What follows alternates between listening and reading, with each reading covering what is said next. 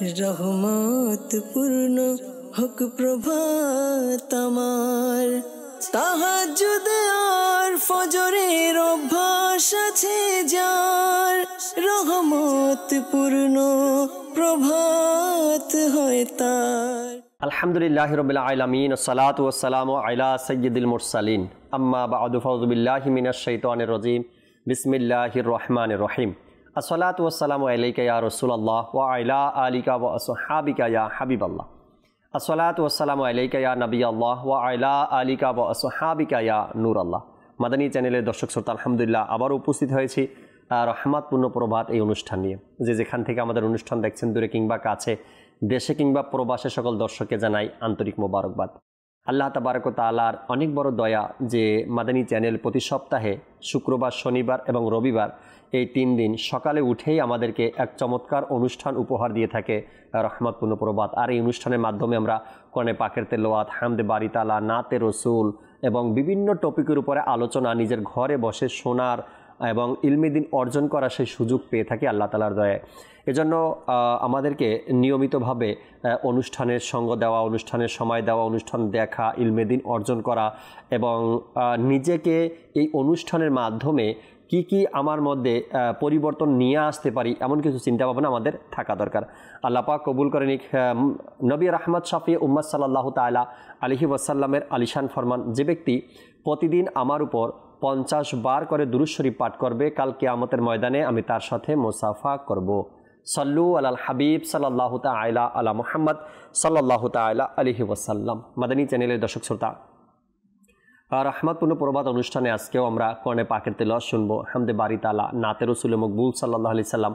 আরেকটি বিষয় নিয়েছি আলোচনা করার জন্য, নেকির দাওয়াত দেওয়ার জন্য, ভালো কিছু কথা আপনাদের পর্যন্ত পৌঁছানোর জন্য। আল্লাহ চাই ইনশাআল্লাহ তাবারক ওয়া তাআলা যদি অনুষ্ঠানের শেষ পর্যন্ত থাকেন, সাথে আপনারা অনেক কিছু শিখতে পারবেন, অনেক কিছু জানতে পারবেন এবং এই অনুষ্ঠানে আপনাদের কলগুলো আমরা নেওয়ার চেষ্টা করব ইনশাআল্লাহ তাআলা। চলুন ভালো ভালো নিয়ত সহকারে অনুষ্ঠানের শুরুতেই আমরা কোরআনে পাকের তেলাওয়াত শ্রবণ করি। এরপর আজকের যে বিষয় নিয়েছি, বিষয় নিয়েও ইনশাআল্লাহ তাআলা কথা বলবো। জি, কোরআনে পাকের তেলাওয়াত শুনিয়ে দিন। আউযু বিল্লাহি মিনাশ শাইতানির রাজীম। বিসমিল্লাহির রহমানির রহিম। قالوا ربنا يعلم إنا إليكم لمرسلون وما علينا إلا البلاغ المبين قالوا إنا تطيرنا بكم لئن لم تنتهوا لنرجمنكم وليمسنكم منا عذاب أليم قالوا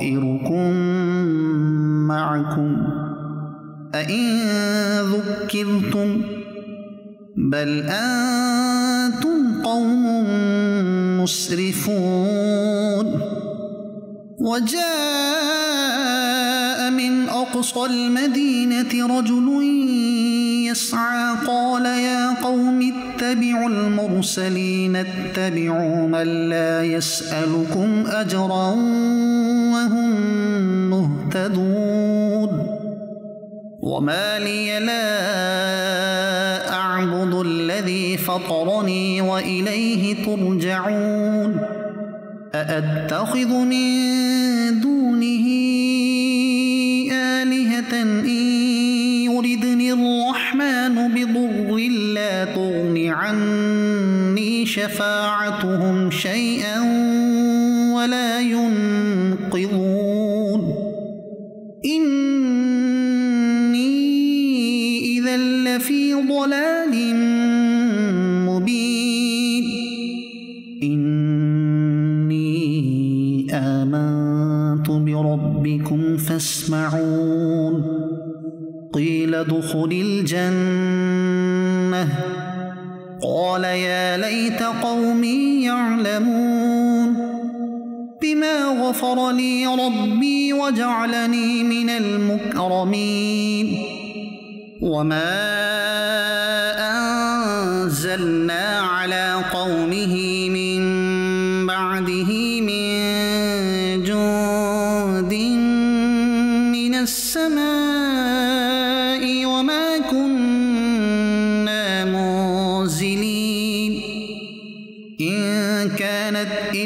صيحة واحدة فإذا هم خامدون صدق الله العظيم সুবহানাল্লাহ সুবহানাল্লাহ। চমৎকার কয়েকটি কোরআনে পাকের আয়াতে কারিমার তেলাওয়াত আমরা শ্রবণ করলাম। আল্লাহ তাবারক ওয়া তাআলা কি চমৎকারভাবে কোরআনে পাকের মধ্যে এক একটা বিষয়কে স্পষ্ট করে দিয়েছেন আমাদের জন্য, একদম ক্লিয়ার করে দিয়েছেন, যেন বান্দা দুনিয়াতে জীবন অতিবাহিত করতে গিয়ে কখনো ধোকায় না পড়ে, আল্লাহ তাআলার নিয়ামতকে অস্বীকার না করে, বান্দা যেন কখনো হারামকে স্পর্শ না করে। আল্লাহ তাবারক ওয়া তাআলা কোরআনে পাকের মধ্যে প্রত্যেকটা বিষয়কে কিন্তু স্পষ্ট করে দিয়েছেন। দর্শক, শুনছিলাম আমরা কোরআনে পাকের তেলাওয়াত, আর আজকে কিছু কথা এই পাক কালাম কোরআনে পাক নিয়েই আপনাদের সামনে আলোচনা করার চেষ্টা করব। প্রত্যেকটা বিষয়ের এক একটা হক আছে, প্রত্যেকটা বিষয়েরই হক থাকে। আপনি যদি মক্কাতুল মুকাররমাতে যান, সেই মোবারক ভূমিতে যান, জমিনে যান, ওই পবিত্র জায়গারও কিন্তু হক আছে। হয়তো অনেকের জন্য নতুন কথা হতে পারে আপনার জন্য নতুন কথা, কিন্তু আজকে থেকে হয়তো আপনার এই বিষয়টার ধারণা আরও ক্লিয়ার হবে।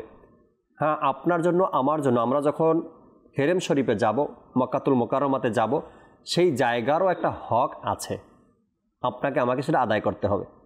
আপনি মদিনাতুল মুনাওয়ারাতে যাবেন, সেখানকারও কিন্তু হক আছে। আপনি বাবা আছেন, সন্তানের প্রতি আপনার হক আছে। আপনি সন্তান আছেন, মা বাবার প্রতি আপনার হক আছে। আপনার সম্পদ আছে, তারও একটা হক আছে।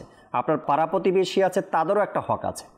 এখন ভিন্ন ভিন্ন হকের কথা আমি এখন আপনাদের সামনে বললাম, আর ভিন্ন ভিন্ন হকের ব্যাপারে আপনাকে জানতেও হবে। ঠিক যে কোরআনে পাকের তেলাওয়াত আমরা শুনলাম, এই কোরআন কার জন্য? আপনার আর আমার জন্য, মুসলমানের জন্য নাজিল হয়েছে, তাই না? ঠিক কোরআনে পাকেরও হক রয়েছে। এই কোরআনে পাকের হকসমূহ কি কি, এটা আমাদেরকে জানতে হবে। কোরআনে পাকের হক কিভাবে আদায় হবে, আর কি কাজে আদায় হবে, কিভাবে আদায় করতে পারবো, এটাও কিন্তু আমাদের জানা দরকার, শেখা দরকার, ইলম অর্জন করা দরকার। আজকের অনুষ্ঠানের বিষয় নিয়েছি কোরআনে পাকের হকসমূহ। কি কি হক আছে, কোরআনের হক কিভাবে আদায় হতে পারে। আপনি যদি পাড়া প্রতিবেশীর দিকে তাকান, তবে পাড়া প্রতিবেশীর কিছু হক আছে। তাদেরকে সালাম দেওয়া, তাদের খোঁজ খবর রাখা, সুখে দুঃখে তাদের পাশে দাঁড়ানো, পাড়া প্রতিবেশীর হক আমরা জানি। কোরআনের কি হক আছে, কি কি হক আমাদের আদায় করতে হবে, এই বিষয়টাও কিন্তু আমাদের জানা খুবই দরকার। আলোচনায় যাব দর্শক। আজকে আমাদের সাথে আব্দুল মুত্তালিব মাদানী ভাই আছেন, তার থেকে এই বিষয় নিয়ে গুরুত্বপূর্ণ কিছু দিক নির্দেশনা জানবো, আমরা শুনবো, শিখবো ইনশাআল্লাহ তাআলা। এর পূর্বে চলুন আমরা একটি হামদে বারি তালা অনুষ্ঠানে অ্যাড করে নিই। হামদে বারি তালা শুনি। জি,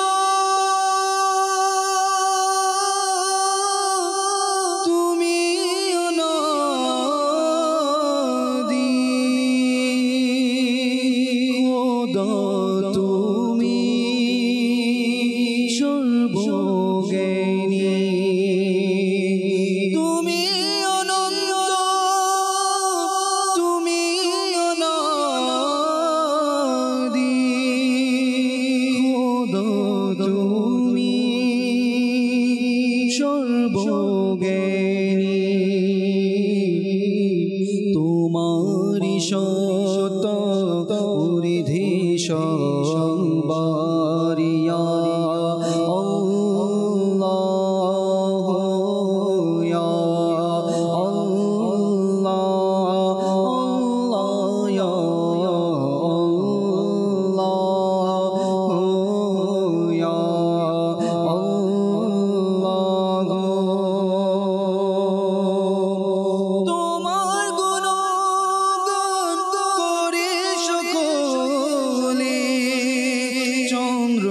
সূর্য বৃক্ষ পাথরে তসবিহ শুক ভেজা জিনিসে ইয়া আল্লাহ ইয়া আল্লাহ আল্লাহ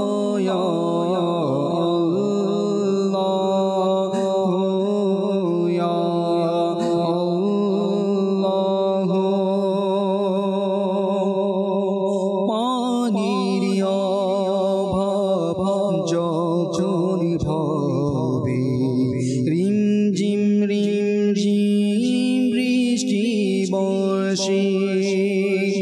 পানির অভাব যখন ভাবে রিমঝিম রিমঝিম বৃষ্টি বর্ষে সবার প্রতি দৃষ্টি রহমতিয়া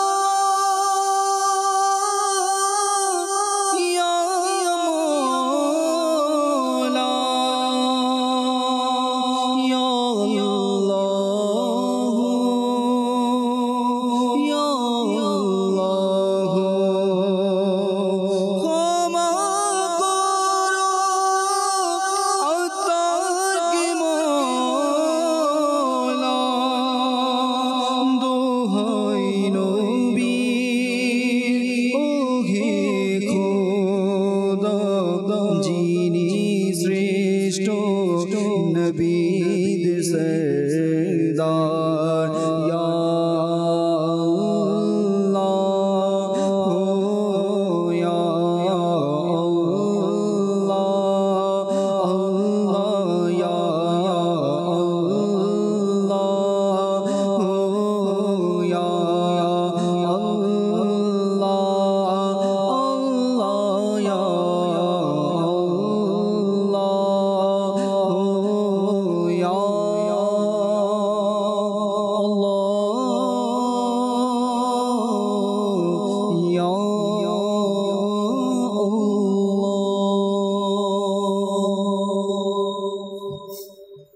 জি মাদানী চ্যানেলের দর্শক শ্রোতা চমৎকার এক হামদে বাড়ি তালা আমরা মাদানী চ্যানেলের রহমতপূর্ণ প্রভাত অনুষ্ঠানে শুনলাম। আল্লাহ পাক কবুল করেনি।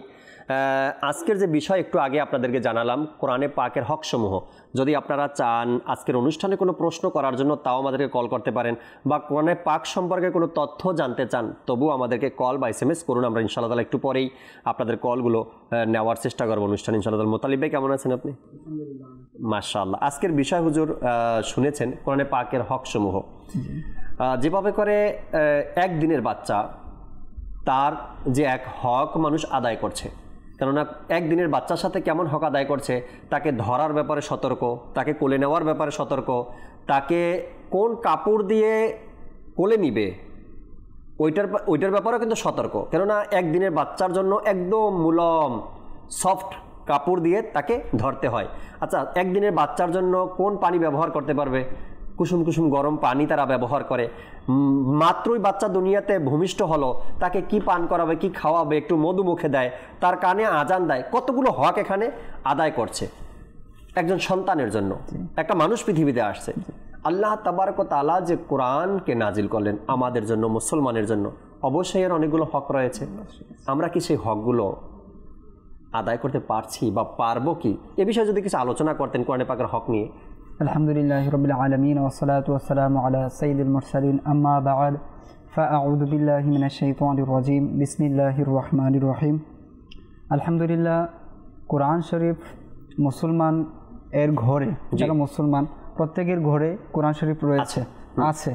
তবে অনেক সময় না জানার কারণে কোরআনের যে হক রয়েছে ঘরে তো আছে, কোরআনের হকগুলো আমরা আদায় করি না।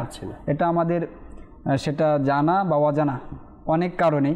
সেটা হচ্ছে যে কোরআন তো আমার ঘরে আছে, কিন্তু এর আদব কি রয়েছে সেটা জানি না, এর হক কি রয়েছে না জানার কারণে অনেক সময় আমাদের হক আদায় করি না।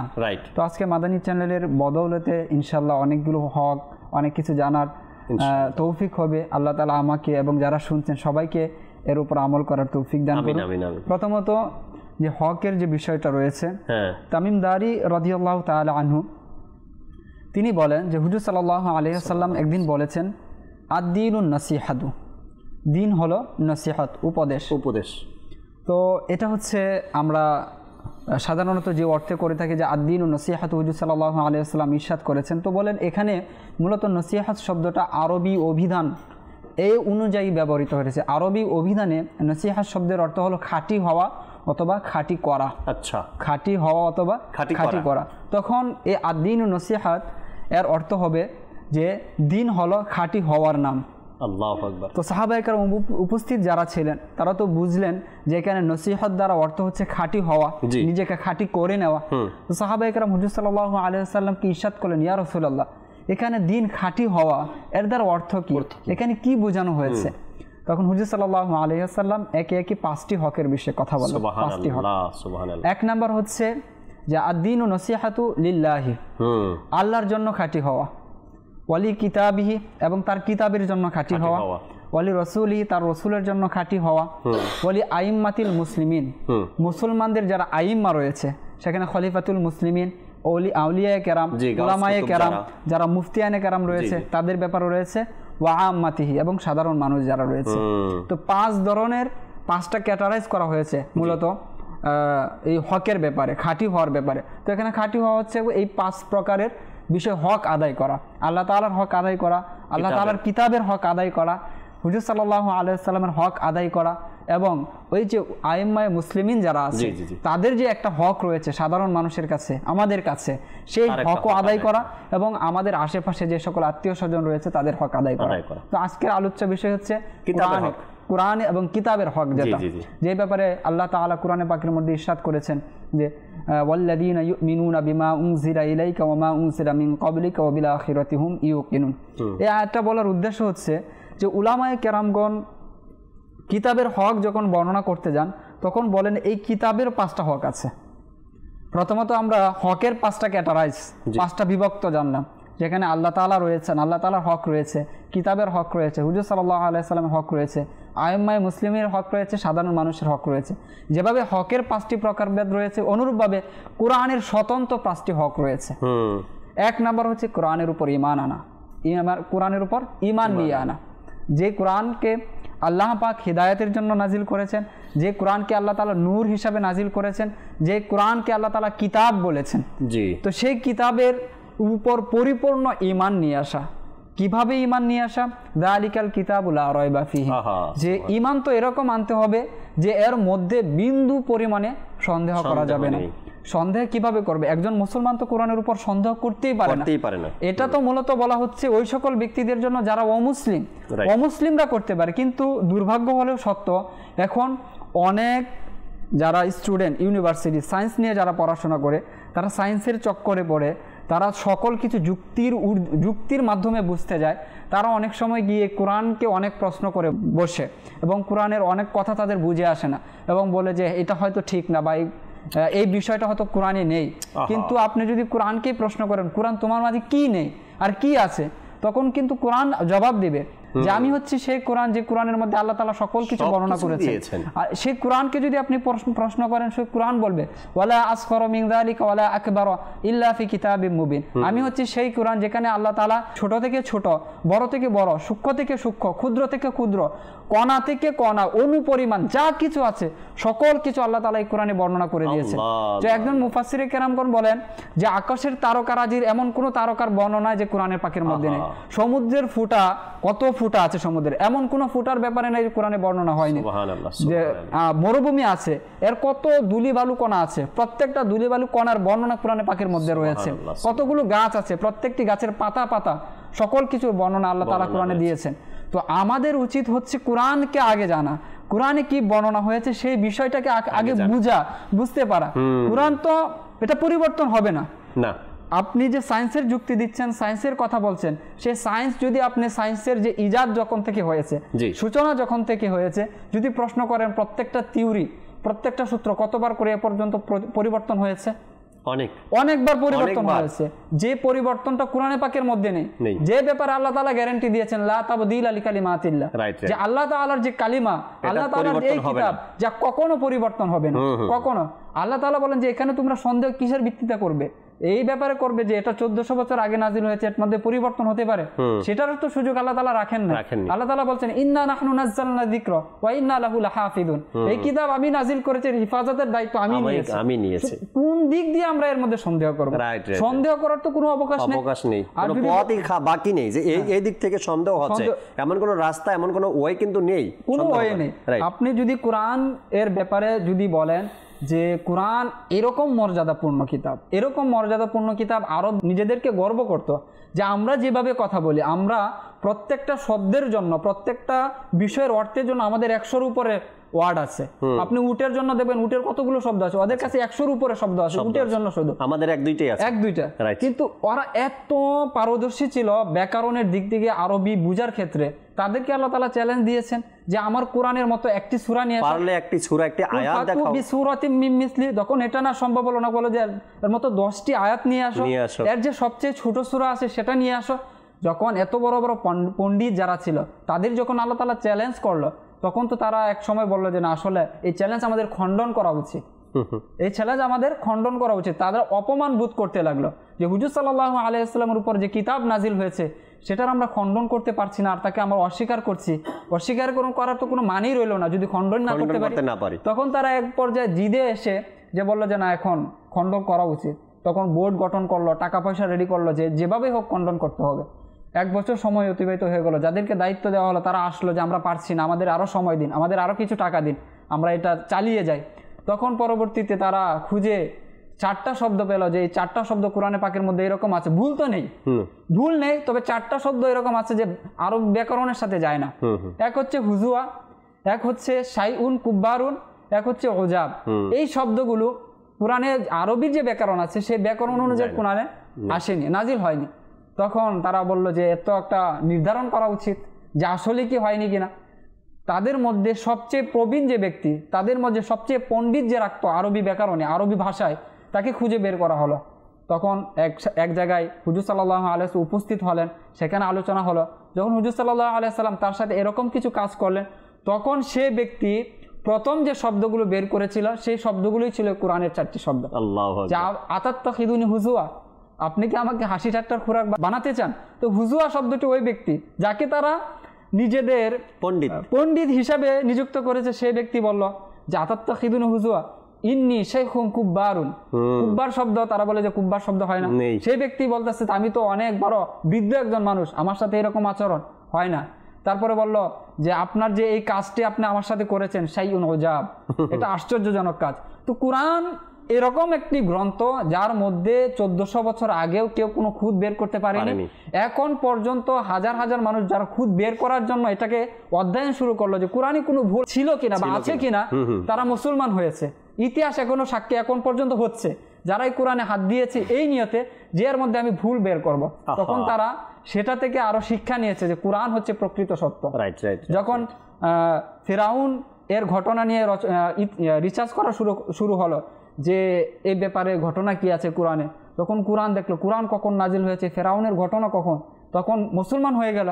যখন এক ব্যক্তি যে আমি কোরআনের বিরুদ্ধে লিখবো, কোরআনের বিরুদ্ধে লিখার জন্য কোরআন সম্পর্কে জানতে হবে, যখন সে এই নিয়তে কোরআন পড়া শুরু করলো, পরবর্তী সে মুসলমান হয়ে গেল। তো কোরআন হচ্ছে সেই। ফারুক আজম রাদিয়াল্লাহু তাআলা আনহু এসেছিলেন হুজুর সাল্লাল্লাহু আলাইহি সাল্লামকে মাআজাল আল্লাহ তাআলার পানা কষ্ট দেওয়ার জন্য, শহীদ করার জন্য। যখন কোরআনের প্রেমে পড়ে গেল, উল্টা সে মুসলমান হয়ে গেল না। আচ্ছা, এই ব্যাপারে যদি আমি বলতে চাই যে জুবাইর বিন মুতঈম রাদিয়াল্লাহু তাআলা আনহু সাহাবী রাসূল সাল্লাল্লাহু আলাইহি সাল্লাম, তিনি বলেন যে যখন বদরের যুদ্ধ হয় তখন অমুসলিমরা তো বন্দী হলো সাহাবায়ে কেরামের হাতে। তো তিনি বলেন যে আমি তাদেরকে ছাড়ানোর জন্য আমি আসলাম। জি।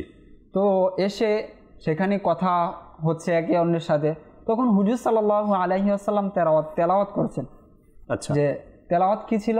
সূরা তুরের ইন্না আযাবা রাব্বিকা লাওয়াকি' মা লাহু মিন দাফি', যে নিশ্চয় আপনার রবের যে আযাব, শাস্তি অবিসম্ভাবী, অবশ্যই অবশ্যই এটা হবেই। যে ইন্না আযাবা রাব্বিকা লাওয়াকি' মা লাহু মিন দাফি', আর এই যে আযাব, এই যে শাস্তি, এটা কেউ দূরীভূত করতে পারবে না, দূরীভূত করার মতো কারো শক্তি নেই। যখন জুবাইর বিন মুতঈম রাদিয়াল্লাহু তাআলা আনহু এই আয়াত শুনলেন, এর যে প্রভাব, কোরআনের যে একটা প্রভাব রয়েছে, এর যে পাওয়ার রয়েছে, যে কোরআনকে নূর বলা হয়েছে, যখন এটা মানুষের ভিতরে প্রবেশ করে, সেটা কানে হোক বা সে দেখে হোক, যখন এটা ভিতরে প্রবেশ করে একটা প্রভাব বিস্তার হয়। তিনি বলেন যখন এই আয়াত আমি শুনলাম, আমার মনে হচ্ছে এখনই হয়তো আমার রব আমাকে পাকড়াও করবে, এখনই হয়তো আমি আযাবের মধ্যে লিপ্ত হয়ে যাব। আমি তৎক্ষণাৎ এর থেকে মুক্ত, কুফরের থেকে তওবা করে আমি ঈমান নিয়ে আসি। এটা হচ্ছে কোরআনের পাওয়ার, এটা হচ্ছে কোরআন আমাদের। আল্লাহ তাআলা যত বড় গুনাহগার হোক না কেন, যত বড় গুনাহগার হোক না কেন, তার সামনে যদি আপনি কোরআন তেলাওয়াত শুরু করেন, বা এ পর্যন্ত হাজারো রিপোর্ট কিন্তু আছে, কোনো মানুষকে জিনে ধরে, দুষ্ট জিনে মানুষের উপর আসর করে বা আসে বসে ডিস্টার্ব করে, ক্ষতি করে, তার সামনে কোরআন পাকের তেলাওয়াত করেন, এ দূর হয়ে যায়। যত বড় গুনাহগার, পাপী, মুখের ভাষা খারাপ, মানুষকে গাল মন্দ করে, কোরআন পাকের তেলাওয়াত এর মস্তিষ্ককে পরিবর্তন করে দেয়, সফট করে দেয়। অনেক বদমেজাজি লোক, মেজাজ খুব খারাপ, তার সামনে কোরআন পাকের তেলাওয়াত করবেন, দেখবেন তার ওই বদমেজাজি দূর হয়ে যায়, তার মাইন্ড সফট হয়ে যায়।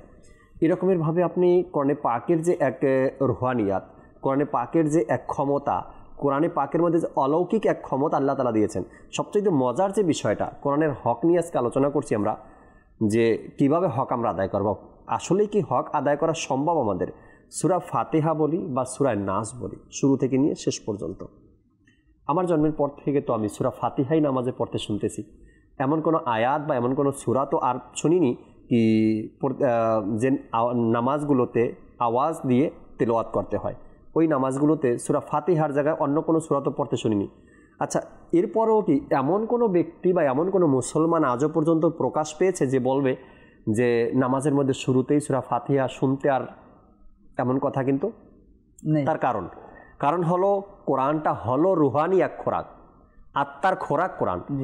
যখন কোনো ব্যক্তি আগে 5000 বার শুনছে সূরা ফাতিহার তেলাওয়াত, 5000 বার শুনছে, 5000 একবার যখন শুনতে শুরু করবে, তখন তার কাছে লাগবে আজকেই শুনতে না। আপনি মাশাআল্লাহ নেত্রকোনা আপনার বাড়ি, আপনার এলাকাতেও হয়তো বা এই প্রচলনটা আছে। আমি আমার গ্রামে দেখছি কেমন প্রচলন। এক বছরের বাচ্চা বা 6 মাসের বাচ্চা বা 3 মাসের বাচ্চা নিয়ে যখন কেউ ঘর থেকে বের হয়, অন্য ঘরে যাবে বা কোনো বাড়িতে যাবে বা বেড়াতে যাবে, তো বের হওয়ার আগে ওই সন্তানের জন্য ঘর থেকে বের হওয়ার আগে সূরা ফাতিহা পড়ে, ওই বাচ্চার উপরে ফু দেয়, দম করে, যেন বদ নজর না লাগে, দুষ্ট জিনের যেন নজর না লাগে, বা কোনো বিপদ আপদ যেন না হয়। সূরা ফাতিহা বলা হয়েছে শেফা, তাই না? আচ্ছা, শুধু একবার দুইবার নয়, এই সংসারে, এই ঘরে, এই ফ্যামিলিতে যতগুলো বাচ্চা দুনিয়াতে আসছে, বড় হয়ে গেছে, বুড়ো হয়ে গেছে, তাদের সন্তান সবার জন্য একই শেফার আয়াত, একই সূরা ফাতিহা। কখনো তো কেউ বলেনি যে শেফার জন্য আজকে না সূরা ফাতিহা না অন্যটা নেই, অন্য কোনো সূরা নেই। কেমন এক রুহানিয়াত কোরআনে পাকের মধ্যে আল্লাহ রেখেছেন, কেমন এক শক্তি কোরআনে পাকের মধ্যে রেখেছেন। যতবার আয়াতুল কুরসি দেখেন, এটার কি ফজিলতের কথা, আর মানুষ কতভাবে এটার উপর আমল করছে, তাই না? কতভাবে আমল করছে, যেখানে প্রয়োজন মনে করে সেখানে আয়াতুল কুরসি পড়ছে। তো এই জন্য বলা কি কোরআনে পাকের যে হক রয়েছে, যে আমি প্রথম যেটাই বলছিলাম যে প্রথম হক হচ্ছে ঈমান নিয়ে আসা। এর মধ্যে সন্দেহ কোনো অবকাশ নেই। এখন এই কোরআনে পাক নাজিল হওয়ার পর থেকে এখন পর্যন্ত এরকম কিছু হয়নি, বা কোরআনের ক্ষেত্রে এরকম কেউ প্রমাণ করতে পারেনি যে আপনি সন্দেহ করবেন। সুতরাং আপনার পক্ষে তো সম্ভবই না। বড় বড় যারা ছিল, পণ্ডিত যারা ছিল, তারাও ব্যর্থ হয়েছে। সুতরাং এই ক্ষেত্রে আমাদেরকে যে আল্লাহ তাআলা বলেছেন যালিকাল কিতাবু লা রাইবা ফিহি, চোখ বন্ধ করে এর মধ্যে আমাদের সরিষা দানা পরিমাণের সন্দেহ না হয়, এটা আমাদেরকে এইভাবে ঈমান নিয়ে আসতে হবে। আর এক হচ্ছে কোরআনের উপর বিশ্বাস, এবং যে আয়াতটি তেলাওয়াত করেছিলাম আল্লাযীনা ইউমিনুনা বিমা উনজিলা ইলাইকা ওয়া মা উনজিলা মিন ক্বাবলিক, জি, এখানে দুইটি অংশ। একটা হচ্ছে আল্লাহ তাআলা হুজুর সাল্লাল্লাহু আলাইহি ওয়াসাল্লামের উপর যে কিতাব নাজিল করেছেন সেটা হচ্ছে আল কোরআন, এবং হুজুর সাল্লাল্লাহু আলাইহি ওয়াসাল্লামের পূর্বে যে সকল কিতাব নাজিল হয়েছে সেগুলোর বিভিন্ন নাম রয়েছে। তো কিতাবুল্লাহ কোরআনের উপর ঈমান আনা এবং অন্যান্যগুলোর ঈমান আনার ক্ষেত্রে উলামাগণ একটু পার্থক্য করেছেন।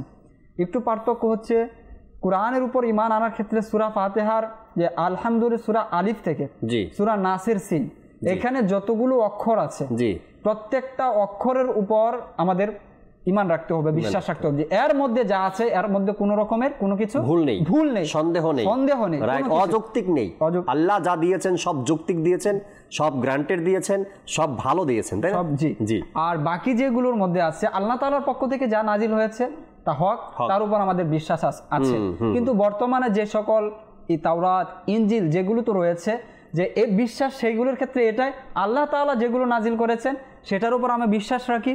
এর মধ্যে যে মন গড়া যা তৈরি হয়েছে সেগুলোর ক্ষেত্রে এরকমটা নয়, কারণ সেগুলোর উপর পরিবর্তন এসেছে, পরিবর্তন হয়েছে। তো এই জন্য উলামায়ে কেরামগণ এই দুইটা ক্যাটাগরি করেছেন, কোরআনের ক্ষেত্রে এবং কোরআন ব্যতীত অন্যান্য আসমানি গ্রন্থের ক্ষেত্রে। এটা হচ্ছে ঈমানের বিষয়, যে কোরআনের উপর আমাদের ঈমান রাখতে হবে, এটা হচ্ছে কোরআনের প্রথম হক। জি জি জি, ইনশাআল্লাহ শুনবো আপনার থেকে আরো। অনুষ্ঠানে আমরা একটি নাতে রসুল মকবুল সাল্লাল্লাহু আলাইহি সাল্লাম অ্যাড করতে চাই, শুনবো একটি নাতে রসুল। এরপরে দর্শক আপনাদের কল আছে, কলগুলো নেওয়ার চেষ্টা করব। আজকের আরও কিছু বিস্তারিত আলোচনা শুনবো কোরআনে পাকের হক সমূহ নিয়ে ইনশাআল্লাহ তাআলা। যে আমাদের একটি নাত শুনিয়ে দিন। ভালোবাসি ভালোবাসি প্রিয় নবীকে, ভালোবাসি ভালোবাসি প্রিয় নবীকে, আমরা আল্লাহ আর নবীকে ভালোবাসি, আমরা আল্লাহ আর নবীকে ভালোবাসি। ইনশাআল্লাহ হবে মোদের পার তরি, ইনশাআল্লাহ হবে মোদের পার তরি। ভালোবাসি ভালোবাসি প্রিয় নবীকে, ভালোবাসি ভালোবাসি প্রিয় নবীকে। আবু বকর ওমর ওসমান আলী, আবু বকর ওমর ওসমান আলী, সব সাহাবীকে মোরা ভালোবাসি, সব সাহাবীকে মোরা ভালোবাসি। ভালোবাসি ভালোবাসি প্রিয় নবীকে, ভালোবাসি ভালোবাসি প্রিয় নবীকে। প্রিয় নবী হাসান হোসেন ফাতেমা আলী, প্রিয় নবী হাসান হোসেন ফাতেমা আলী, পাক পঞ্জতন কে মোরা ভালোবাসি, পাক পঞ্জতন কে মোরা ভালোবাসি। ভালোবাসি ভালোবাসি প্রিয় নবীকে, ভালোবাসি ভালোবাসি প্রিয় নবীকে, ভালোবাসি ভালোবাসি প্রিয় নবীকে, ভালোবাসি ভালোবাসি প্রিয় নবীকে। আল্লাহ পাক কবুল করেন। চমৎকার এক কালাম আমরা শুনলাম। সবসময় যেন অবসর সময় কমপক্ষে নাতে রসুল মকবুল সাল্লাল্লাহু আলাইহি সাল্লাম শুনতে পারি, শুনি অথবা কালাম শুনি। কেননা সময় যখন আপনি অপচয় করবেন বা এই সময়কে আপনি কাজে লাগাবেন না, তখন সময় কিন্তু আপনাকে বেহুদা কাজে লাগিয়ে দেবে। অর্থাৎ যে কাজ আপনার প্রয়োজন নেই ওই কাজে আপনাকে লাগিয়ে দেবে। এই জন্য সময় থাকতে আপনি এই সময়কে কাজে লাগান। এই সময়ের মধ্যে আপনি নাচ শুনতে পারেন, কোরআন পাকের তেলাওয়াত শুনতে পারেন, করতে পারেন, জিকির করতে পারেন। আল্লাহ পাক বোঝার তৌফিক দিক। দর্শকের কিছু কল আছে আমাদের সাথে, কয়েকটা কল নেই, এরপরে ইনশাআল্লাহ তাআলা আলোচনায় ফিরবো। জি, কল শুনিয়ে দিন। মোহাম্মদ আলমগীর হোসেন। আপনাদের অনুষ্ঠান শুনতেছি, খুব ভালো লাগতেছে, সব সময় দেখি। মাশাআল্লাহ, আল্লাহ পাক কবুল করে নিক। এভাবে করে সবসময় আমাদের সাথে থাকবেন, ফিডব্যাকও দিবেন, ভালো লাগার কথাগুলো আমাদের সাথে শেয়ার করবেন ইনশাআল্লাহ তাআলা। পরবর্তী কল দেন। নূর মোহাম্মদ বলছিলাম, মাদ্রাসা শুনতেছি, শুনিয়া খুব ভালো লাগতেছে। আল্লাহ পাক কবুল করে নিক, সবসময় এভাবে আমাদের সাথে থাকবেন আশা রাখি ইনশাআল্লাহ তাআলা। পরবর্তী কল দেন। আমার নাম মোহাম্মদ আলমাস আলী। আমি মাদানী চ্যানেল দেখছি, আমার কাছে অনেক ভালো লাগছে। আমার মেয়ে, আমার ছেলে, আপনাদের সবাই দেখি, আমার পরিবার সহ অনেক ভালো লাগছে। মাশাআল্লাহ, যেভাবে করে আপনার পরিবার মাদানী চ্যানেল দেখছে বা আপনারা দেখছেন, ভালো লাগছে বা কিছু শেখার আছে বা শিখছেন, আপনি কি চান না কি আপনার পাড়া প্রতিবেশী, আপনার আত্মীয় স্বজন যারা ভোগান্তির মধ্যে আছে, কারা ভোগান্তির মধ্যে আছে, কেউ বা নিজের মেয়ে নিয়ে, কেউ বা নিজের ছেলে নিয়ে, কেউ বা নিজের পরিবার নিয়ে, কেউ বা হারাম উপার্জন করছে, কেউ বা সুদ ঘুষে লেনদেন করছে, আপনি কি চান না যে আমার এই আত্মীয়র পরিবারটা বা তারা ভালো হয়ে যাক বা সংশোধন হয়ে যাক? আমি আপনাকে বলবো, সকল দর্শককে বলবো, আপনি নেকির দাওয়াতের মাধ্যমে সবার ঘরে ঘরে মাদানী চ্যানেল প্রসার করুন। আল্লাহ চাই ইনশাআল্লাহ তাবারক ওয়া তাআলা যে বিমারিগুলো, যে অসুস্থতা আমাদের সমাজের মধ্যে ছড়িয়ে পড়ছে বিভিন্ন গুনাহের, আল্লাহ চাই মাদানী চ্যানেলের এই নেকির দাওয়াতের মাধ্যমে ইনশাআল্লাহ তাবারক ওয়া তাআলা ওই সকল কাজগুলো, গুনাহগুলো দূর হয়ে যাবে এবং ঘরের মধ্যে শান্তি, সুন্নাত এগুলো বজায় থাকবে ইনশাআল্লাহ তাবারক ওয়া তাআলা। চমৎকার কিছু দর্শকের কল শুনলাম এবং নিজেদের অভিমতগুলো আমাদের সাথে শেয়ার করলেন। দর্শক কালামও আবার আপনাদেরকে শোনাবো ইনশাআল্লাহ তাআলা। যে আলোচনা আজকে আমরা করছি কোরআনে পাকের হক সমূহ, চমৎকার কিছু কথা আব্দুল মুত্তালিব ভাই আমাদের সাথে শেয়ার করলেন। কোরআনে পাকের হক সমূহ যদি বলি যে কিভাবে আদায় হয়, কিভাবে আদায় হয়, আপনি এক একজন হাফিজে কোরআনের কথা যখন আলোচনা শুনবেন, এক একজন কারি সাহেবের কোরআনে পাকের তেলাওয়াতের আলোচনা যখন শুনবেন, কোরআনের মহাব্বতকারীদের আলোচনা যখন শুনবেন, তখন আপনি বুঝতে পারবেন যে হ্যাঁ, তারা কোরআনের হক কিভাবে আদায় করার চেষ্টা করছে। কারো ব্যাপারে আসে যে সারা রাত দাঁড়িয়ে দাঁড়িয়ে কোরআনে পাকের তেলাওয়াত করছেন, পুরা খতম করেছেন। ইমামে আজমের জীবনী দেখি আমরা, তিনি পুরো রমজান মাসে বলা হয় প্রায় 60-61 বার কোরআনে পাকের খতম করতেন। দিনে এক খতম, রাতে এক খতম, এবং তারাবিতে এক খতম, তো 61 খতম রমজানে করতেন। এখন দেখেন তাদের কোরআনের হক আদায় করার চিন্তা ভাবনা কেমন ছিল। আচ্ছা, কোরআন নাজিল কেন হয়েছে? পড়ার জন্য, অধ্যয়ন করার জন্য, তাই না? এটা পড়লেই তো কোরআনের হকটা আদায় হবে। আচ্ছা, হক আরও কীভাবে আদায় হবে? কোরআন পড়তেও হবে, কোরআন মানতেও হবে, কোরআন পড়তেও হবে, কোরআন বুঝতেও হবে, এভাবেই তো কোরআনের হক আদায় হবে। ঘরে মা আছে, বাবা আছে, হক কীভাবে আদায় করছি? বাবার কাপড় চোপড় লাগবে, তাও দেখতে হচ্ছে। বাবার খাবার লাগবে, তাও দেখতে হচ্ছে। বাবার বিছানা লাগবে, তাও দেখতে হচ্ছে। বাবার গরম কাপড় লাগবে, তাও দেখতে হচ্ছে। বাবার গরম পানি লাগবে, তাও দেখতে হচ্ছে। বাবার জন্য ওষুধ লাগবে, তাও দেখতে হচ্ছে। বাবার ফল ফ্রুট লাগবে, তাও দেখতে হচ্ছে। হক শুধু এটাই নয় ঘরের কোণে ফালায় রাখলাম, এটার নাম তো হক নয়। কোরআন ঘরে আছে, আলমারির উপর রাখা আছে, 1 বছর হয়ে গেছে, গিলাফের উপর ময়লা জমে গেছে, ঘরে রাখার নাম যদি হক হতো, তবে বাবা মার হক কীভাবে আদায় করছি আমরা?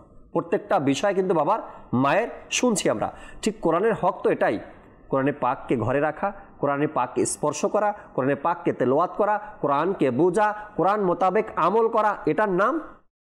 যে কথাগুলো বলেছেন কোরআনের হক যে ক্যাটাগরাইজ করা হয়েছে, বললাম না 5 ভাগে বিভক্ত করা হয়েছে। প্রথম হচ্ছে ঈমান নিয়ে আসা, দ্বিতীয়ত কথা হচ্ছে যে কোরআনকে ভালোবাসা, শ্রদ্ধা করা, সম্মান করা, তৃতীয়ত বলা হচ্ছে যে এর উপর আমল করা, চতুর্থত বলা হচ্ছে যে কোরআনকে বোঝা এবং এটাকে প্রচার করা। তো এইভাবে 5টা কোরআনের হক বলা হয়েছে, 5টি হক বলা হয়েছে।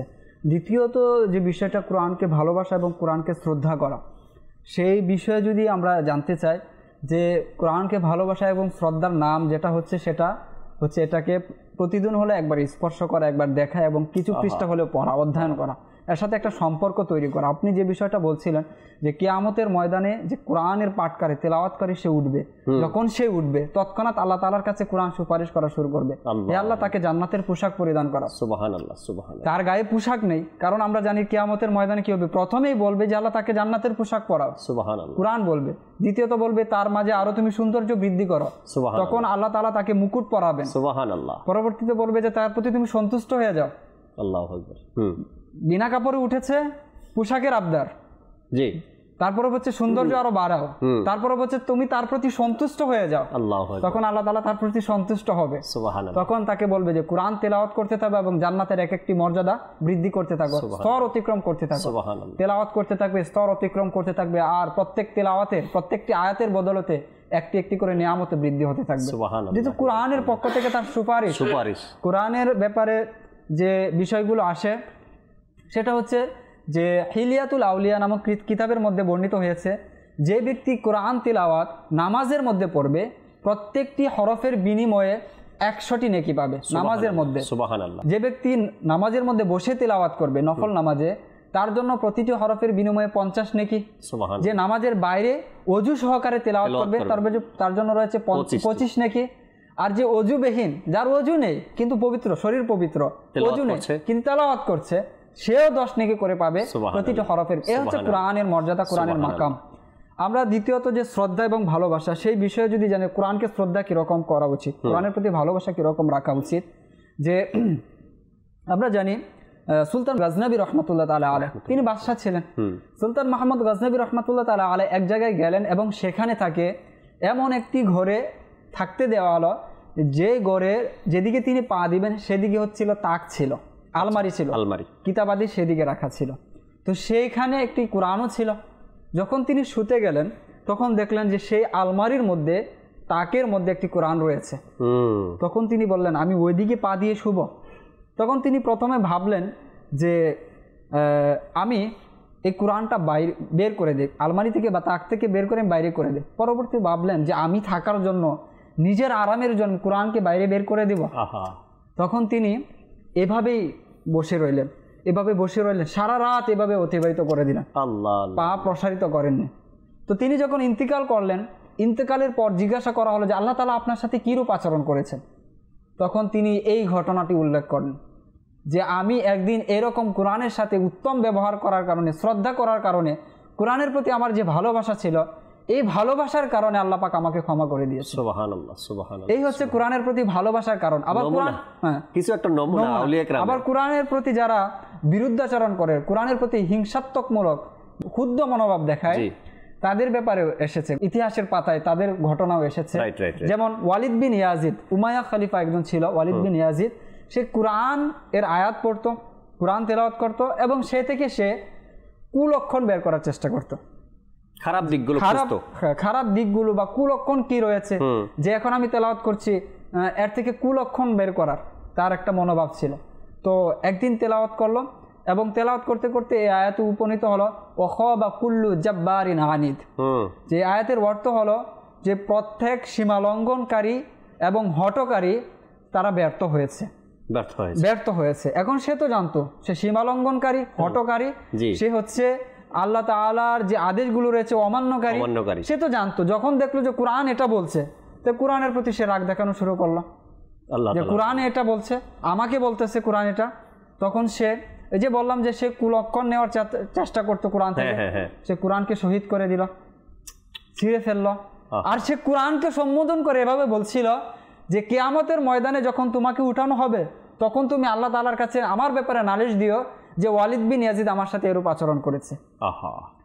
তো এইরকম আচরণ যখন কোরআনের সাথে করলো, তখন কিছুদিন যেতে না যেতে তার চাচাতো ভাই তার বিরুদ্ধে যুদ্ধ ঘোষণা করলো এবং সে লোক দিয়ে ঘোষণা করলো যে আমি 1 লক্ষ দিরহাম দিব যে ওয়ালিদ বিন ইয়াজিদের মাথা যে আমাকে এনে দিবে। যেরকম ঘোষণা করলো এরকমই হলো। কিছুদিন পরই তাকে হত্যা করা হলো, তার মাথা কেটে তার চাচাতো ভাইকে দেওয়া হলো, সেটা তার মহলেই কিছুদিন ঝুলিয়ে রাখা হলো, অতঃপর গাছে লটকিয়ে দেওয়া হলো তার মাথা। তো এটা হচ্ছে কোরআনের সাথে যারা এরকম আচরণ, বেয়াদবি যারা করে, তো কোরআনের প্রতি ভালোবাসা যারা করে তাদের সম্মান রয়েছে। সেও রাজা ছিল, যে সুলতান মাহমুদ গজনবী সেও সুলতান ছিল, আর ওয়ালিদ বিন ইয়াজিদ সেও সুলতান ছিল, কিন্তু পরিণতি দুজনের দুই রকমের। একজন ভালোবাসা দেখিয়েছে, তার পরিণতি সে আল্লাহ তাআলার পক্ষ থেকে ক্ষমা পেয়েছে। আরেকজন কোরআনের সাথে হঠকারিতা করেছে, কোরআনের সাথে বেয়াদবি করেছে, সে দুনিয়াতে শাস্তি পেয়েছে। তো কোরআনের প্রতি ভালোবাসা হুজুর সাল্লাল্লাহু আলাইহি ওয়াসাল্লামের জীবনীতে যদি দেখি, যে বাইরে কোন একজন তেলাওয়াত করছেন খুবই চমৎকারভাবে, খুবই সুন্দরভাবে, হুজুর সাল্লাল্লাহু আলাইহি ওয়াসাল্লামকে গিয়ে বলা হলো ইয়া রাসূলুল্লাহ বাইরে একজন খুবই চমৎকারভাবে সুন্দরভাবে তিলাওয়াত করছে। যখনই বলা হলো হুজুর সাল্লাল্লাহু আলাইহি ওয়াসাল্লাম দৌড়ে বাইরে এলেন এবং মনোযোগ সহকারে কোরআন তিলাওয়াত শুনতে লাগলেন। মনোযোগ সহকারে যখন তিলাওয়াত করতে লাগলো তখন হুজুর সাল্লাল্লাহু আলাইহি ওয়াসাল্লাম বললেন যে এ হচ্ছে আবু হুযায়ফার গোলাম সালিম, যে তার তিলাওয়াত এরকম, সুতরাং তোমরা তার মতো তিলাওয়াত করো। এইভাবে হুজুর সাল্লাল্লাহু আলাইহি ওয়াসাল্লাম বললেন। তার তিলাওয়াতটা হুজুর সাল্লাল্লাহু আলাইহি সাল্লামের এত পছন্দ হয়েছে। হুজুর সাল্লাল্লাহু আলাইহি ওয়াসাল্লাম যে চারজন সাহাবীর কাছ থেকে মূলত কোরআন তেলাওয়াত শেখার জন্য বলেছেন যে তোমরা কোরআন তেলাওয়াত এই চারজন সাহাবীর কাছ থেকে শিখো। তাদের তেলাওয়াত কি রকম ছিল? এক নম্বরে তো হচ্ছে আব্দুল্লাহ ইবনে মাসউদ রাদিয়াল্লাহু তাআলা আনহু, মুআয বিন জাবাল রাদিয়াল্লাহু তাআলা আনহু, এই হচ্ছে সালিম রাদিয়াল্লাহু তাআলা আনহু, আরেকজন হচ্ছে উবাই ইবনে কাব রাদিয়াল্লাহু তাআলা। এই চারজন কারি ছিলেন। হুজুর সাল্লাল্লাহু আলাইহি ওয়াসাল্লাম তো মাঝে মধ্যে আব্দুল্লাহ ইবনে মাসউদ রাদিয়াল্লাহু তাআলা আনহুর ঘটনা এরকম এসেছে যে একদিন বলেছেন যে তুমি আমাকে কোরআন শোনাও। আব্দুল্লাহ ইবনে মাসউদ রাদিয়াল্লাহু তাআলা আনহু ভয়ে প্রকম্পিত, আপনার উপর কোরআন নাজিল হয়েছে আর আমি আপনাকে কোরআন শোনাবো, আপনার থেকে তো আমি কোরআন শিখেছি। আর এটা আব্দুল্লাহ ইবনে মাসউদ রাদিয়াল্লাহু ফখর করে বলতেন, গর্ব করে বলতেন যে আমি হুজুর সাল্লাল্লাহু আলাইহি ওয়াসাল্লামের কাছ থেকে 70টি সূরা মুখস্থ করেছি। সুবহানাল্লাহ, এটা গর্ব বারবার উনি বলতেন। আর তিনি বলেন যে আমার কাছে হুজুর সাল্লাল্লাহু আলাইহি ওয়াসাল্লাম তিলাওয়াত শুনতে চাচ্ছেন, তো তিনি বললেন তোমাকে বলেছি তুমি শোনাও, তো শুনতেন হুজুর সাল্লাল্লাহু আলাইহি ওয়াসাল্লাম। এমনকি আব্দুল্লাহ ইবনে মাসউদ রাদিয়াল্লাহু তাআলা আনহুর ব্যাপারে এসেছে যে উমর, আবু বকর সিদ্দিক রাদিয়াল্লাহু তাআলা আনহুমা তারা একদিন একটা কাজে হুজুর সাল্লাল্লাহু আলাইহি ওয়াসাল্লামের সাথে আসছিলেন। আর আব্দুল্লাহ ইবনে মাসউদ রাদিয়াল্লাহু তাআলা আনহু তিনি তিলাওয়াত করছিলেন। যখন তেলাওয়াত করছিলেন আর পাশ দিয়ে যাচ্ছিলেন হুজুর সাল্লাল্লাহু আলাইহি ওয়াসাল্লাম, তিনি দাঁড়িয়ে গেলেন। তখন ওমর ফারুক রাদিয়াল্লাহু তাআলা আনহু বললেন, ইয়া রাসূলুল্লাহ, আপনি তার কোরআন দাঁড়িয়ে শুনছেন, কোরআন শুনছেন? তো বললেন, হ্যাঁ আমি তার কোরআন শুনছি। কিছুক্ষণ কোরআন শোনার পর বলেন, এখন হুজুর সাল্লাল্লাহু আলাইহি ওয়াসাল্লাম নিজ থেকে বলছেন যে হে বান্দা, এখন তুমি আল্লাহ তাআলার কাছে চাও, যা চাইবে আল্লাহ তাআলা তোমার দোয়া কবুল করবে। কোন লেভেলের তেলাওয়াত ছিল! সুবহানাল্লাহ। তো যখন এই ঘটনা শুনলেন তো পরবর্তী খোঁজ নিয়ে দেখলেন এটা ছিলেন আব্দুল্লাহ ইবনে মাসউদ রাদিয়াল্লাহু তাআলা আনহু। উমর ফারুক রাদিয়াল্লাহু তাআলা আনহু পরের দিন সকালে আব্দুল্লাহ ইবনে মাসউদ রাদিয়াল্লাহু তাআলা আনহুর দরবারে হাজির, যে তোমার ব্যাপারে তো হুজুর সাল্লাল্লাহু আলাইহি ওয়াসাল্লাম এমন বলেছে, এমনকি এও বলেছে যে যেভাবে কোরআন নাজিল হয়েছে সেভাবে যদি তোমরা কোরআন তেলাওয়াত করতে চাও, তেলাওয়াত শুনতে চাও, তাহলে আব্দুল্লাহ ইবনে মাসউদ রাদিয়াল্লাহু তাআলা আনহু যেভাবে তেলাওয়াত করছে এই ব্যক্তি যেভাবে করছে সেভাবে করো। সুবহানাল্লাহ। যখন এই দুইটা বিষয় শুনলেন উমর ফারুক রাদিয়াল্লাহু তাআলা আনহু দৌড়ে আব্দুল্লাহ ইবনে মাসউদ রাদিয়াল্লাহু তাআলা আনহুকে এই খবর দিতে গেলেন যে আপনার ব্যাপারে তো এইভাবে বলেছেন হুজুর সাল্লাল্লাহু আলাইহি ওয়াসাল্লাম। তখন আব্দুল্লাহ ইবনে মাসউদ রাদিয়াল্লাহু তাআলা আনহু বলেন যে এই সংবাদ আপনার আগে আবু বকর সিদ্দিক রাদিয়াল্লাহু তাআলা আনহু আমাকে দিয়ে দিয়েছে। সুবহানাল্লাহ, সুবহানাল্লাহ। ওমর ফারুক রাদিয়াল্লাহু তাআলা আনহু বলেন যে আমি কখনো কোনো কাজে আবু বকর সিদ্দিক রাদিয়াল্লাহু আগে যেতে পারিনি, এই কাজে তিনি আমার আগে। তো হুজুর সাল্লাল্লাহু আলাইহি ওয়াসাল্লাম কোরআন তেলাওয়াত শোনা, কোরআন তার উপর নাজিল হয়েছে, তিনি সাহেবে কোরআন বলা চলে, তিনি কোরআন তেলাওয়াত শুনতেন। সাহাবায়ে কেরাম তাদের তেলাওয়াতের মধ্যে মাধুর্য কেমন ছিল, রুহানিয়াত কেমন ছিল, পাওয়ার কেমন ছিল, কোরআনের যে হক, যেটা আলোচনা আমাদের টপিক, সেই হকটা তারা কতটুকু আদায় করছে। সাহিবে কোরআন খুদ তেলাওয়াত শুনতে চাইতেন সাহাবায়ে কেরামের কাছে, তো ওই সাহাবায়ে কেরাম কোরআনের হকটা কিভাবে আদায় করতেন। আজ আমরা কোরআনে পাকের তেলাওয়াত করি, তো কোথায় জের, কোথায় জবর, কোথায় পেশ, কোথায় ওয়াজিব গুন্না, কোথায় কি চলে গেছে, বাস কোরআনে পাকের একজন ব্যক্তিকে প্রায় সময় দেখা হয়, আব্দুল মুত্তালিব ভাই, আফসোসের বিষয়, নিজের ব্যবসা প্রতিষ্ঠানে বসে, যেহেতু প্রতিদিন সকালবেলায় আল্লাহ তাআলার দয়ায় ফয়জানে মদিনাতে আসার সুযোগ হয়, তো দেখি নিজের ব্যবসা প্রতিষ্ঠানে বসে কোরআনে পাকের তেলাওয়াত আওয়াজ দিয়ে জোরে জোরে। জানি না তার উদ্দেশ্য কি, একদিকে হক আদায় করা, একদিকে সঠিকভাবে কোরআনে পাকের তেলাওয়াত করা, কোনোটাই তার থেকে হচ্ছে না। ব্যবসা প্রতিষ্ঠানে বসে বসে কোরআনে পাকের তেলাওয়াত করছে। সাহাবায়ে কেরামের হক আদায়ের ব্যাপারে কেমন ছিল, যে রাসূল সাল্লাল্লাহু আলাইহি সাল্লাম কি বললেন, যে যেভাবে কোরআন নাজিল হয়েছে সেভাবেই তারা হক আদায় করছে। তো আমাদের হকগুলো আদায় করা, আমরা হাফিজে কোরআন হই বা কারি হই, মানুষের সামনে তেলাওয়াত করি অথবা একাকী তেলাওয়াত করি, একটু আমাকে চেক করা দরকার যে আমি কিভাবে। আজকাল দাওয়াত ইসলামী পেয়েছি বিধায় আল্লাহ তাআলা অনেক বড় দয়া, খতম তারাবির ব্যাপারে তো দাওয়াত ইসলামী অনেক সতর্ক করছে আমাদেরকে, তাই না, যে কিভাবে আমাদেরকে খতম তারাবিতে কোরআনে পাকের তেলাওয়াত করতে হবে। আর বিভিন্ন জায়গাতে আমরাও খতম তারাবি পড়ি, তাদের তেলাওয়াতের স্টাইল দেখি, তো দাওয়াত ইসলামী যে সবক দিয়ে থাকেন আমাদেরকে এটা নেওয়া দরকার। কমপক্ষে মুসল্লি যারা পিছনে দাঁড়িয়েছে তারা যেন কমপক্ষে বুঝে, তাই না, বুঝতে যেন পারে কোন শব্দটা, কোন হরফটা উচ্চারণ করছে হাফিজ সাহেব। নাম্বার 1। নাম্বার 2, যারা কারি সাহেব আছে, আল্লাহ তাআলা আমাদেরকে তৌফিক দিয়েছেন সুন্দর করে কোরআন পড়ার, তেলাওয়াত করার। আমরা মানুষকে যখন শোনাই তখন তো সর্বোচ্চ চেষ্টাটা করি, এমনটাই না? যখন মানুষকে তেলাওয়াত শোনাই, কোথাও কোনো প্রোগ্রামে যাই, কারি ছাপরা কী করে, তার সর্বোচ্চটা বিলীন করে দিয়ে কোরআনে পাকের তেলাওয়াত করতে চাই। একাকী যখন তেলাওয়াত করি তখন আমাদের কি অবস্থা হয়, এটা একবার চিন্তা করা দরকার যে কোরআনের হক আমার দ্বারা কি জনসমুদ্রেই তেলাওয়াত হক আদায় করছি নাকি একাকীও আদায় করছি। আমরা যারা না হাফিজ না কারি, নর্মালভাবে আমি রিডিং পড়তে পারি, আমারও উচিত একবার চেক করে দেখার যে আমি লাস্ট কবে কোরআনে পাক হাতে নিয়েছি, লাস্ট কবে তেলাওয়াত করছি, আজকে কি হলো আমার দ্বারা কোরআনে পাকের তেলাওয়াত। এমন মানুষ পাবেন মোবাইল খুললেই কোরআনে পাক তেলাওয়াত করে, এমন মানুষ পাবেন নির্জনে বসা আছে তো তেলাওয়াত শুরু করে দিয়েছে, এমন মানুষ পাবেন রাতে কমপক্ষে রাতে ঘুমানোর আগে একবার হলেও তেলাওয়াত সে করবে। আমি কতটুকু হক আদায় করলাম, আমার দ্বারা কতটুকু হক আদায় হলো। মজা পাবেন। কীভাবে মজা পাবেন? আপনি কখনো সূরা আলী ইমরানের 1-2টা আয়াত পড়ছিলেন, তেলাওয়াতের সময়, পড়ার সময় এটা খুব ভালো লাগছে আপনার কাছে। কেমন ভালো লাগছে? আমি সময় পেলে আবার এই 3-4টা আয়াত আমি আবার তেলাওয়াত করব।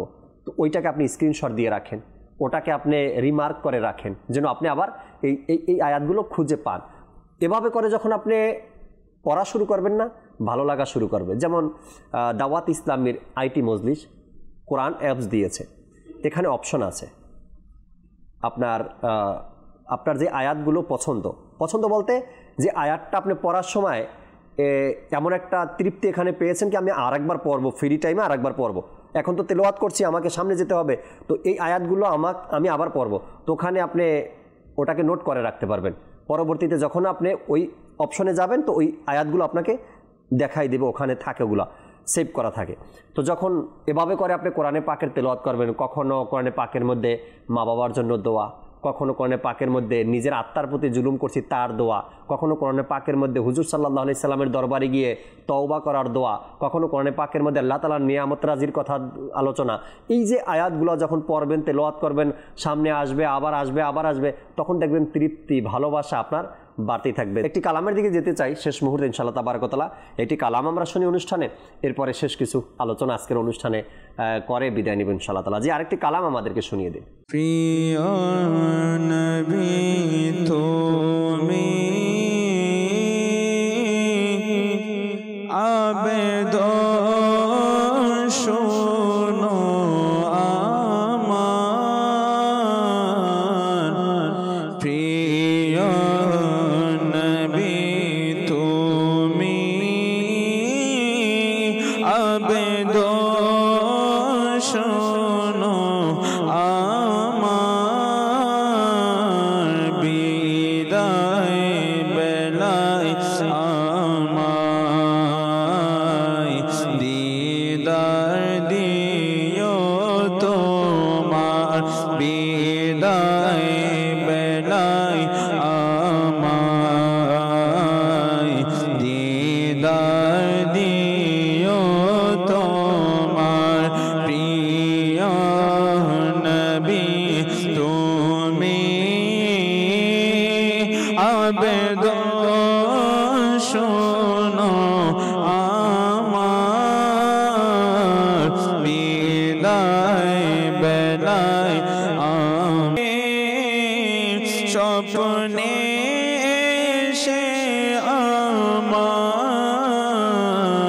না হয় দারে ডেকে, স্বপ্নে সে আমার না হয় দারে ডেকে, প্রিয় নবী করো পুর আশা আমার, প্রিয় নবী করো পুর আশা আমার, বিদায় বেলায় আমার দিদার দিও তো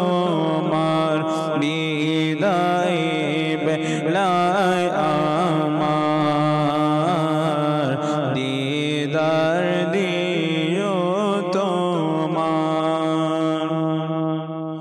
বড় পাপী আমি হাসরে রেখো মোর লাজ বড় পাপী আমি হাসরে রেখো মোর লাজ দয়াল নবী তুমি করো আমার শাফাআত দয়াল নবী তুমি করো আমার শাফাআত জান্নাত পাবো আমি তোমার সুপারিশে জান্নাত পাবো আমি সুপারিশে তোমার বিদায় বেলায় আমার দিদার দিও তোমার বিদায় বেলায় আমার দিদার দিও তোমার মহাবে বিশালিত যখন আমার কবরে ইয়া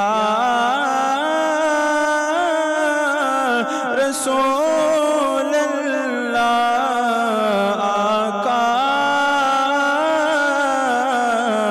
ইয়া হাবিবাল্লাহ মহাবে বিছালিত যখন আমার কবরে সেথায় প্রিয় নবী দেখতে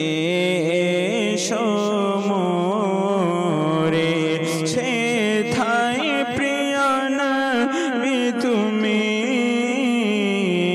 দেখতে সমরে কবর আলোকিত করো নূরে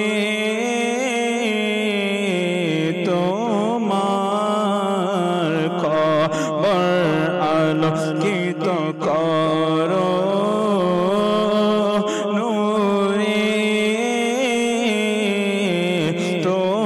তোমার বিদায় বেলায় আমার দিদার দিও তোমার প্রিয় নবী তুমি আবেদন শোনো আমার বিদায় বেলায় আমার দিদার দিও তোমার মাদানী চ্যানেলের দর্শক শ্রোতা মাশাআল্লাহ চমৎকার একটি কালাম আবারও আমরা আজকের অনুষ্ঠানে শুনলাম।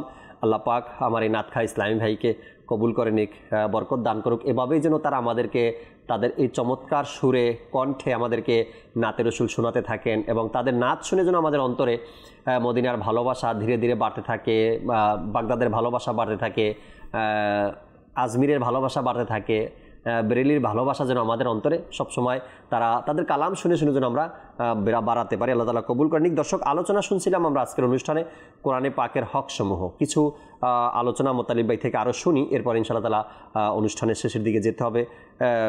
কোরআনে পাকের যে বিষয়গুলো বোঝার যে বিষয়টা আছে, এখন সূরা ফাতিহা 1000 বার পাঠ করেছি, কিন্তু এর মধ্যে আছে কি?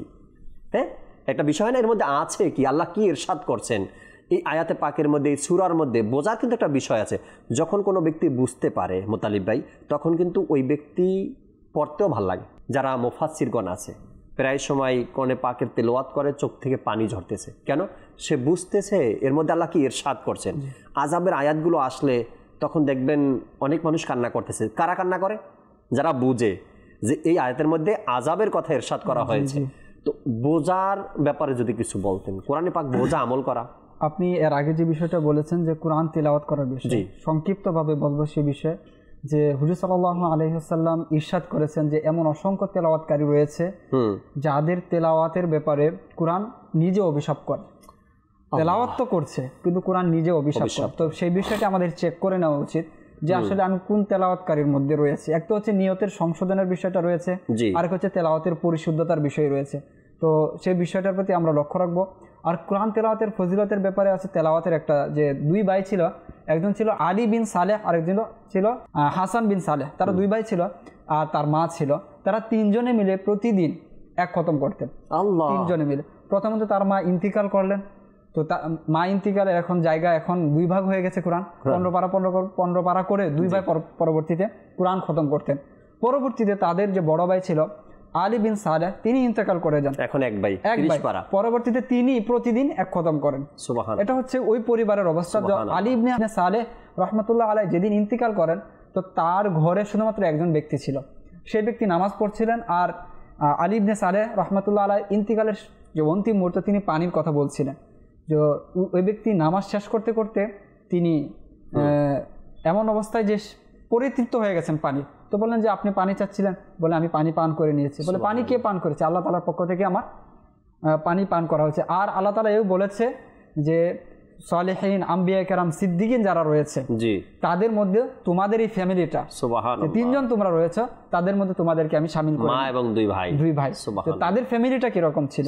তিনজনে মিলে কোরআন তেলাওয়াত করা, ফ্যামিলির পরিবেশ ওইরকম হওয়া উচিত। তো আল্লাহ তাআলা আমাদেরকে তেলাওয়াত করার তৌফিক দান করুন। আরেকটা বিষয় যে আপনি এখন বললেন যে কোরআন বুঝা সম্পর্কে, এখন কোরআন বুঝা সম্পর্কে, বুঝার ব্যাপারে হয়তো প্রতিনিয়তই আমরা কম বেশি আলোচনা করি। আজ যে বিষয়টা হচ্ছে সেটা হচ্ছে আসলে আমরা অনেক সময় অনেক আলেমদেরও আলোচনা শুনি যারা হয়তো জাস্ট বলার জন্যই বলে, কিন্তু বুঝা কোরআন আসলে কি বলেছে। কোরআন তো বলেছে আতিউল্লাহ ওয়া আতিউর রাসূল, কোরআন তো বলেছে মাইয়ুতিউর রাসূল ফাকাদ আতা আল্লাহ, কোরআন তো বলেছে লাকাদ কানা লাকুম ফি রাসূলিল্লাহি উসওয়াতুন হাসানাহ, কোরআন এগুলো বলেছে।